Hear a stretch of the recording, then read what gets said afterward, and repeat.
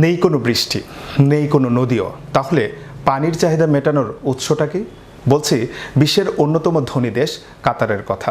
বৃষ্টি ও নদী না থাকলেও যেভাবে পানির চাহিদা মেটায় দেশটি, এ নিয়ে বিশ্ব বাংলা 24-এর বিশেষ প্রতিবেদনে থাকছে বিস্তারিত। কাতারে কোনো নদী নেই, বার্ষিক বৃষ্টিপাতের পরিমাণও খুবই সামান্য। তাহলে খাবার, কৃষিকাজ সহ অন্যান্য কাজের ব্যবহারের জন্য পানি কোথা থেকে আসে? এ নিয়ে বিশেষ একটি প্রতিবেদন করেছে জার্মান ভিত্তিক সংবাদ মাধ্যম ডয়চে ভেলে। প্রতিবেদনে বলা হয়, কাতারের চাহিদার প্রায় 7% পানি আসে সাগরের পানি থেকে। এর মধ্যে খাবারের পানিও রয়েছে, আর বাকিটা ভূগর্ভস্থ পানি। এই পানি সাধারণত কৃষি কাজে ব্যবহার করা হয়। সাগরের পানি পানের যোগ্য করতে রিভার্স অসমোসিস পদ্ধতি প্রয়োগ করে সেই পানিকে বা বিলবনীকরণ করা হয়, অর্থাৎ সাগরের পানি লবণমুক্ত করা হয়।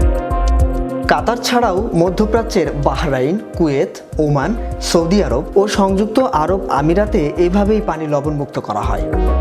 ইসরায়েলে এই পদ্ধতি চালু রয়েছে। জাতিসংঘের হিসেবে বিশ্বে পানি লবণমুক্ত করার প্রায় 16,000 প্ল্যান্ট রয়েছে। পানি লবণমুক্ত করতে অনেক জীবাশ্ম জ্বালানির প্রয়োজন হয়।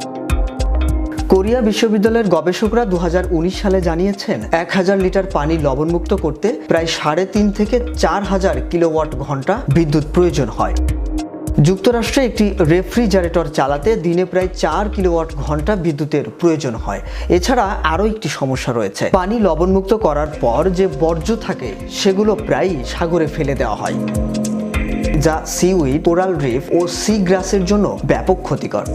তবে কিছু প্ল্যান্ট এসব বর্জ্য ভূগর্ভে পুঁতে ফেলে। বিশ্বকাপ উপলক্ষে কাতারের পানির চাহিদা 10% বাড়তে পারে। বিভিন্ন দেশ থেকে আসা প্রায় 12 লক্ষ সমর্থক ও মাঠের ঘাস পরিচর্যা করতে এই পানির প্রয়োজন। শাহরিয়ার আহমেদ, বিশ্ব বাংলা 24।